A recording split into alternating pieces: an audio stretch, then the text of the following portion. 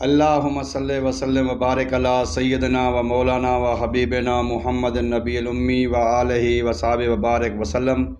Moringa food Lodhra طب نبوی صلی اللہ علیہ وآلہ وسلم، اور میں ہوں حکیم محمد اسماعیل۔ ناظرین، طب نبوی میں ہر مرض کا علاج، طریقہ اور حکم فرمایا گیا ہے۔ آج ہم بات کریں گے نظر بد۔ نظر بد لگتی ہے یا نہیں لگتی، کیسے لگتی ہے، کس کی لگتی ہے، اور اس کے بعد کیا ہوتا ہے۔ اکثر اوقات آپ لوگوں نے سنا ہوگا، بندے کہتے ہیں یار میں گھر سے نکلا بالکل صحیح تھا، پتہ نہیں مجھے کیا ہو گیا ہے۔ یا شادی پہ جاتے ہیں، شادی کے بعد یا محفل میں، مجمع میں اس طرح کے ہم بے شمار باتیں سنتے ہیں، تو اس میں بعض اوقات نظر لگ جاتی ہے بندے کو۔ نظر اچھے بندے کی بھی لگتی ہے، برے بندے بھی لگتی ہے۔ برے بندے کی، اچھے بندے کی اگر نظر لگ جائے کیونکہ اس کے اندر اچھائی ہے تو اس کا اثر اگلے کو بھی اچھائی پہ ہوگا۔ اگر برے بندے کی حسد، بغض، کینہ، کدورت والے کی نظر لگے گی تو وہی اس پر اثر ہوگا۔ ہم جب کسی بزرگ کے پاس جاتے ہیں، کسی اللہ والے کے پاس جاتے ہیں، جیسے حدیث پاک میں آتا ہے کہ تم مومن کی فراست سے بچو کیونکہ وہ اللہ کے نور سے دیکھتا ہے۔ ایک اور حدیث پاک میں ہے کہ بندہ مومن جب اللہ کا قرب حاصل کر لیتا ہے اور وہ گناہوں سے دور چلا جاتا ہے، نیکیاں کرتا ہے، تو وہ اللہ فرماتے ہیں کہ میں اس کی آنکھ بن جاتا ہوں جس سے وہ دیکھتا ہے، اس کی زبان بن جاتا ہوں، اس کے کان بن جاتا ہوں، ہاتھ بن جاتا ہوں، پاؤں بن جاتا ہوں۔ تو یہ جو نظر ہے، جو نگاہ ہے، یہ اللہ کی بھی ہے، اللہ کے محبوب کی بھی ہے، اور نظر بد بھی ہے۔ ایک وہ نگاہ ہے کہ سیدنا عمر فاروق رضی اللہ تعالیٰ عنہ خطبہ ارشاد فرماتے ہیں کہ ساریہ پہاڑ کے دوسری طرف ہو جا رہی ہے۔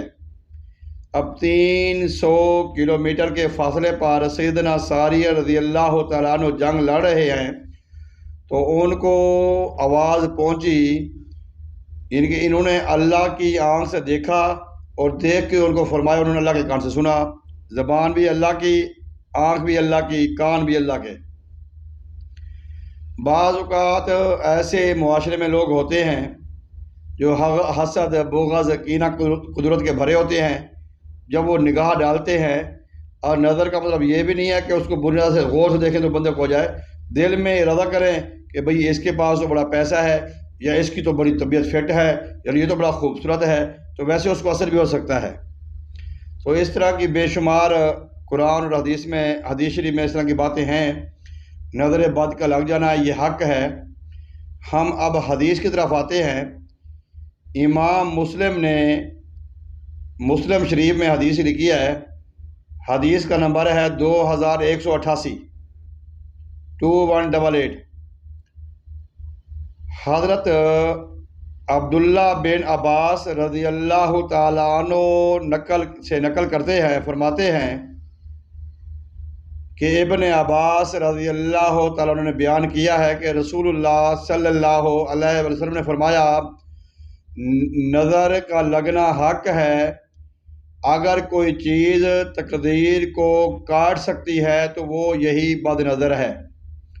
یعنی کہ یہ حدیث پاک مسلم شریف کی حدیث ہے کہ اگر اللہ تبارک و تعالیٰ نے فرما دیا ہے کہ بندہ کو جو میں اس بندے کو یہ چیز دینے لگا ہوں، اس کو یہ انعام دینے لگا ہوں، تو اللہ کے حکم سے وہ چیز آ رہی ہے، اللہ کی تقدیر میں وہ لکھی ہوتی بندے کی تقدیر میں، تو اسی دوران بندہ کو اس کو بری نظر ڈالتا ہے، بری نظر سے دیکھتا ہے، تو اللہ تبارک و تعالیٰ وہ اس کی عنایت کو روک دیتے ہیں، اس کے انعام و اکرام کو روک دیتے ہیں۔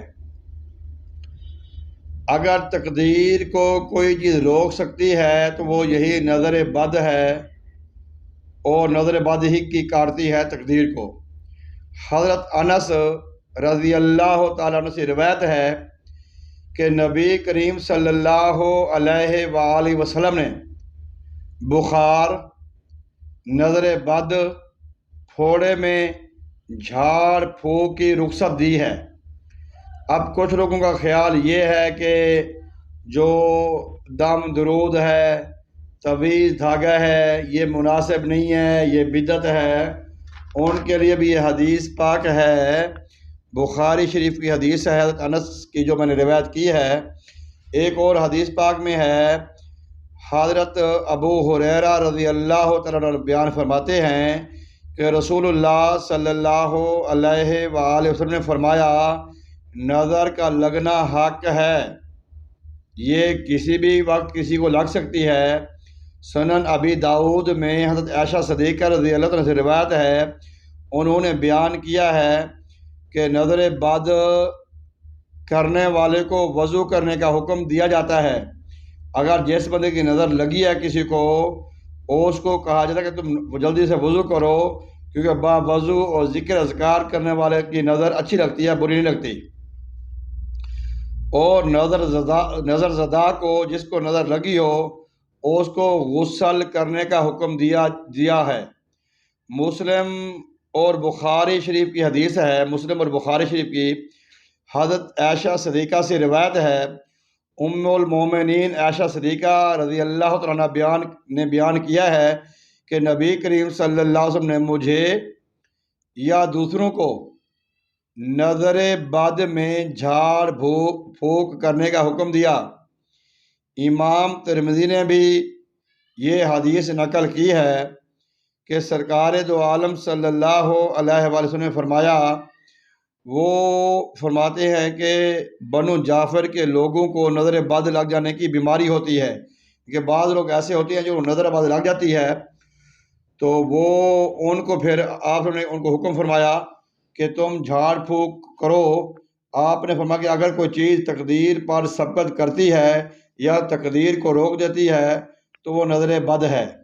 امام مالک نے اور امام ابو امامہ بن سہل سے روایت کرتے ہیں کہ حضرت عامر بن ربیعہ رضی اللہ تعالیٰ نے سہیل بن حنیف کو غسل کرتے دیکھا۔ عامر بن ربیعہ نے حضرت سہیل بن حنیف کو غسل کرتے ہوئے دیکھا تو کہا، اللہ کی قسم، آج سے پہلے میں کوئی زیادہ عمدہ چمکتی ہوئی جلد یا آپ کا جسم نہیں دیکھا جیسے آپ کا جسم ہے، اس سے پہلے میں کبھی نہیں دیکھا۔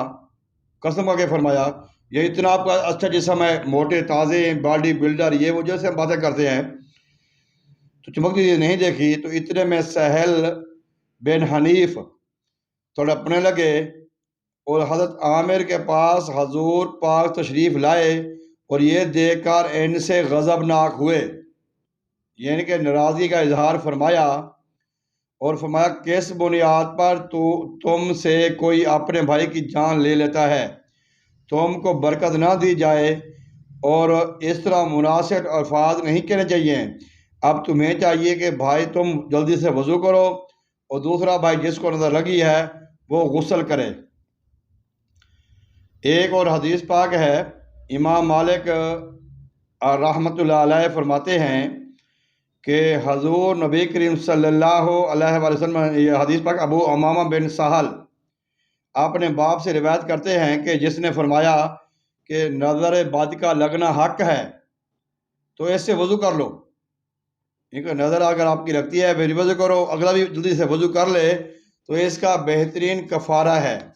جیسے نظر لگتی جلدی ہے تو اس کا کفارہ بھی جلدی ادا ہوتا ہے۔ ایک اور حدیث پاک ہے، میرے یہ سامنے ہے، بخاری شریف کی حدیث پاک، کہ نظر بد کا لگنا حق ہے۔ اگر کوئی چیز تقدیر پر قابو پاتی ہے تو وہ نظر بد ہے، نظر بد ہی قابو پاتی ہے۔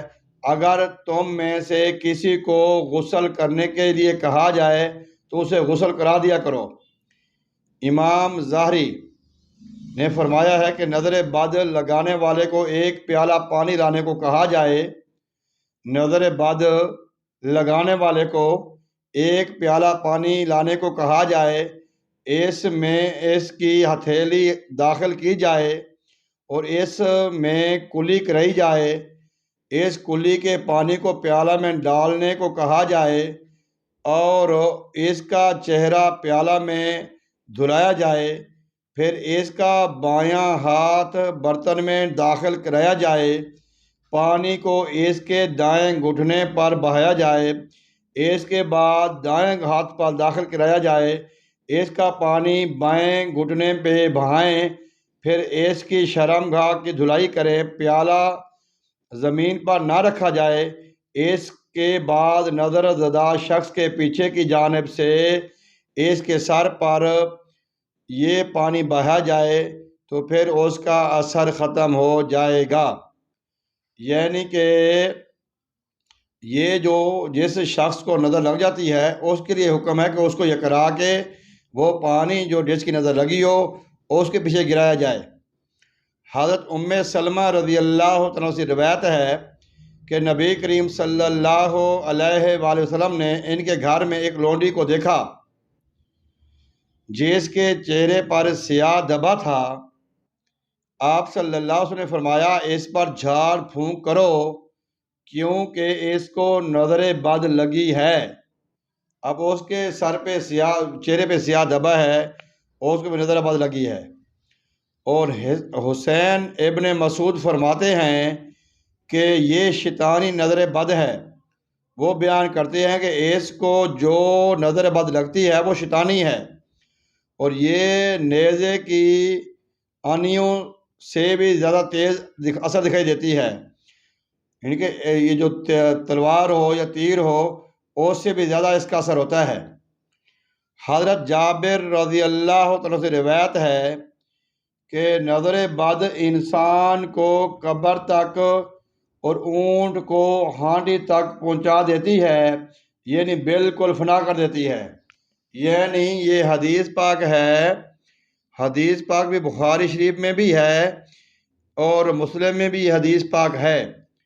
اللہ تعالیٰ کمی پیشی معاف فرمائے۔ حضرت جابر رضی اللہ تعالیٰ عنہ سے روایت ہے کہ نظر بد انسان کو قبر میں اور اونٹ کو ہانڈی تک پہنچا دیتی ہے، یعنی یہ بالکل فنا کر دیتی ہے نظر بد۔ ابو سعید سے مروی ہے کہ نبی کریم صلی اللہ علیہ وآلہ وسلم شیطان اور انسان کے نظریہ سے پناہ مانگتے تھے۔ ایک جماعت نے جس کو عقل و خرد کا بہت کم حصہ ملا تھا، نظر بد